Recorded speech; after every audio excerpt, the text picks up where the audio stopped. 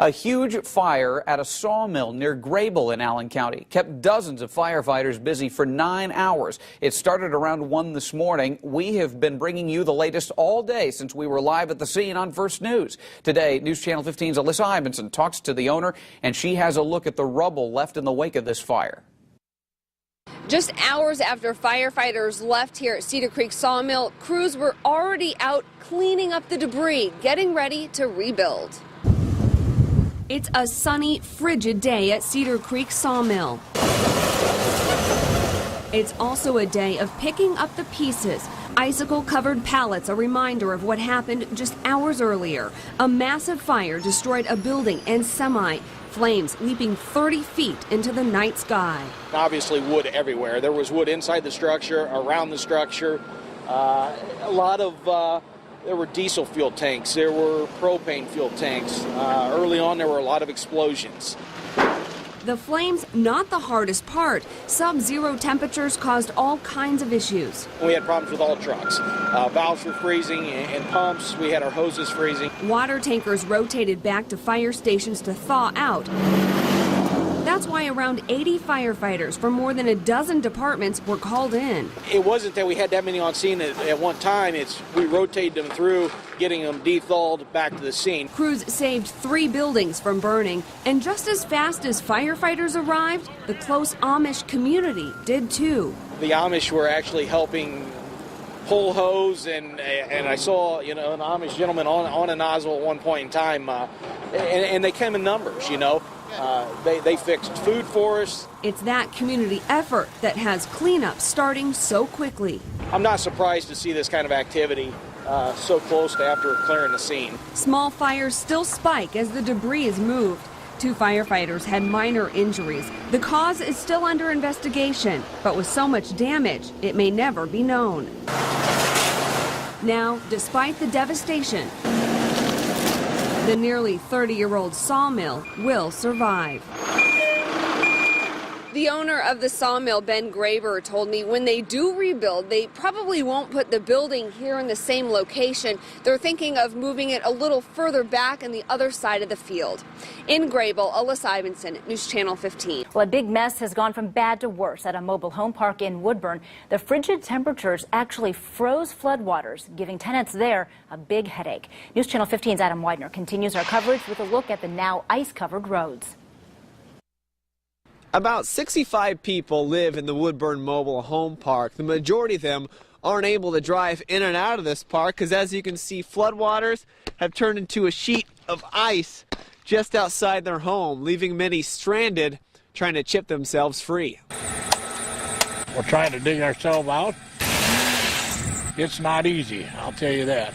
On the skating rink that once was a residential road, Carl Shorty Hauer helps his neighbor, Franklin Springer, physically chipping his car out of solid ice. We can't get out of here. We need to. We got to get to stores and doctors and stuff like that. I got to get out by tomorrow. I'm hoping I can get out by then. Leaders in Woodburn say snow and ice blocked up a couple ditches that backed the flow of water all the way to the Maumee River.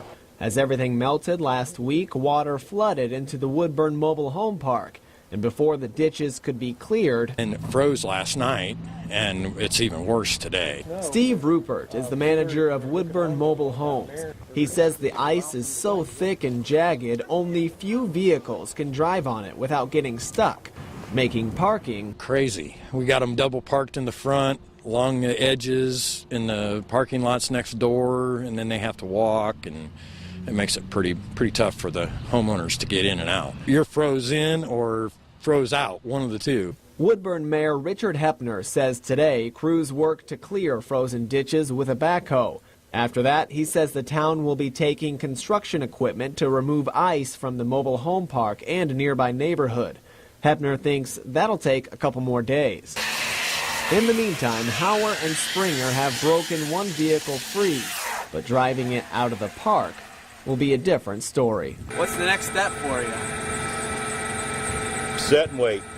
In Woodburn, Adam Widener, News Channel 15.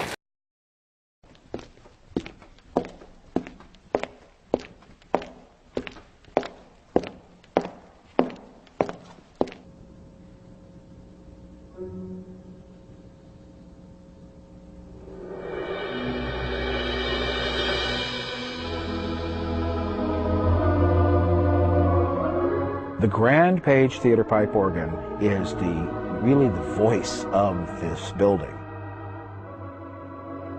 The building was saved thanks to some very dedicated volunteers that had such a love for the Grand Page Theater organ that they opted to save the theater because they wanted to save the organ.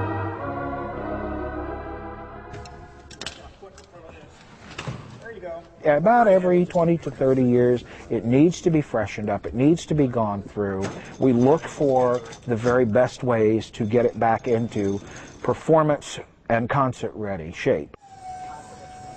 Well, any theater pipe organ or any organ needs to be kept up to the highest level that you can keep it for the musicians and just in general, it's restoration of an antique. Everything that happens to it from a player is physical. So they're hitting things, they're hitting the keyboards, and the felts and wood wear out after a while. And that's what's basically getting replaced. The shell has gotten beat up from stagehands moving it, and that's just part of it.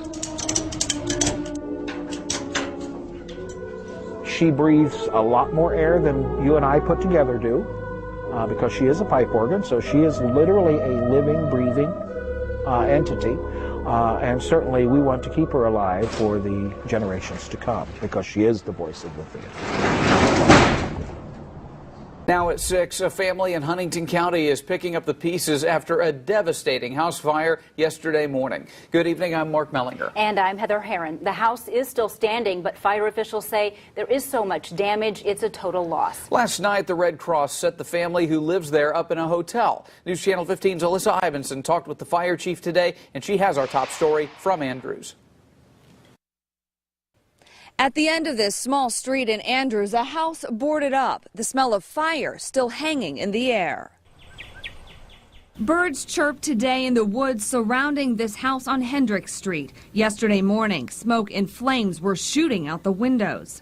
I live 3 miles from the fire station, and when I got to a clearing, I could see smoke up in the air, so I knew we had a bad one. Fire officials say a 10-year-old girl was home when the fire started. Heard a popping and cracking coming from her parents' bedroom. She went into the bedroom, seen flames, took off running down the street. She ran to a neighbor's house to call for help. A lot of debris and live ammunition inside the house made fighting the fire tricky. The ammunition was popping off over our heads and popping out the windows. Firefighters got the fire out with no one getting hurt. They also rescued a dog and cat. The cause is still under investigation, but it looks like it could be electrical related. There is so much damage inside the house, it can't be saved. The charred debris in the yard, shoes and toys, a reminder of the family that once called it home. Yesterday, they lost everything they owned. For the volunteer firefighters in this small town, their call to serve lasts longer than just putting out the flames. I've went back to this guy's house twice now from the fire yesterday to see what can we do to help. There's something surely we can do to help you. So we put the fire out, but now it's the devastating part. They don't have anything. Maybe today they thought of something that we could do to help, because the firemen will jump in and help where they can. The Red Cross is helping the family, and anyone else who would like to help can contact the Andrews Volunteer Fire Department. In Andrews, Alyssa Ivinson, News Channel 15. There have been people, we talked to somebody today, in fact we did a story with him, he waited more than 30 hours outside, and we asked him, was it really worth your time? Check it out. We're here at the Apple Glen Best Buy, where people have been lined up for quite a long time, and they're trying to get the best buys on some hot items this year for Christmas. But the question I've always wondered, is it really worth the wait? How much money are you really saving? Oh, you're out here trying to save $100 and you're going to catch pneumonia, and then you go to the doctor and spend $200 on medicine, so you're really 100 in the hole. One shopper, two shopper, three shopper, four. They wait hours outside for the opening of the door. Saving money is the object of their stay. Some waited hours, and some more than a day. Like over 30 hours. Meet Keith Smith. His hours in the cold were to him worth it. It's about the flurries. Our weather forecast didn't show that in Manchester, but I've been out here in snow before. You should have watched News Channel 15. Some say he's having fun. Some say the reasoning is a bit hazy. Many we spoke to in line say Keith is a bit crazy. It's crazy. Crazy. The doors here at Best Buy are about to open. We're going to follow Keith, who we just spoke to. He's waited more than 30 hours to get all of the best deals here at Best Buy. We're going to follow him to the checkout and see his final total to see whether or not it was worth it.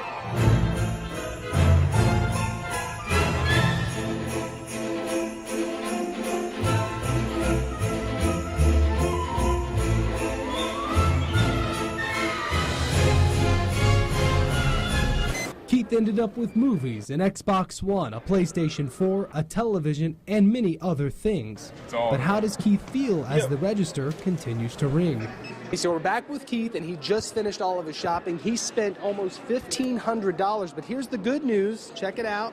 He saved $765, and if you do the math, that means the time that he spent out there, the 30 hours, that was $25.50 an hour that he saved. So I'd say that's pretty good. That's a pretty high-paying job. So there's a lot of people that would say you might be a little on the crazy side for waiting 30 hours, but $25.50 an hour. What would you say to the people that say you're crazy? It was well worth it. Yes, it does get a little cold, but I mean, $25 an hour, that's pretty good, I would say. A job well done as Keith walks out with gifts and cheer. It turns out the 30-hour wait was worth it, and he's ready for next year. Good job. Merry Christmas. And see you next year. I'll see you next year. So Keith is all done with his shopping. After waiting more than 30 hours, some would say he's a little bit crazy. Others would say he's a legend. Either way, the guy saved a ton of money, and the least I can do is return his cart. Happy holidays. Reporting in Fort Wayne, Jesse Huila, News Channel 15. When it comes to high school sports, there is something to be said for a new voice, and that is the case at Columbia City, where head coach Brett Fox is in his first year leading the Eagles program. No better time than to go behind the scenes to hear a new approach, and we did just that this Friday in Whitley County. Here is your newest edition of Coach Speak. 31, game's coming to you tonight, baby. Field goal. Fellas, we got to set the tone. We got to be physical up here. We got to wrap up. We got to secure tackles. We got to drive our feet. The fundamental stuff that we did all week. So they told me last week that Coach Kemp was singing on here, and I'm not singing on here. I'm not embarrassing myself. Let him hear you tonight, baby. Let him hear you tonight, all right? Let's go. Hey, two hands, make that catch so we can go. We had a nice seam for you. We got to close down on that, okay? Don't get pushed out. Don't get pushed out, okay? Don't make a big hole on that. Yeah, see how that didn't flutter down? Hey, let's go. Let's go. Told you he's going to look good in that. I told you. When you go out there, those guys are out there, okay? You know, the school's going to be pumped up. The schools are going to be pumped up, and you should play for them because it's homecoming. But we play for those people that have worn the Columbia City jersey before you, okay? I had a conversation with somebody today that wore 32. All right, Ryder? And he's saying he's coming and he's watching what you're going to be doing tonight. He wants to see you running the feet. Okay? He wants to see you making a tackle, making a play. Okay? You know 20s are coming back and they're going to see what you're going to do. You're going to get a turnover tonight. Okay? We're going to wake the echoes. And I want those echoes waked so hard that those guys that can't put this jersey on anymore, those guys who are coming back here to watch you, that their voices are ringing in the ears of New Haven all night. That when they take that bus ride back, they can only hear how loud our crowd is and how hard it is when our pads hit theirs. Let's go.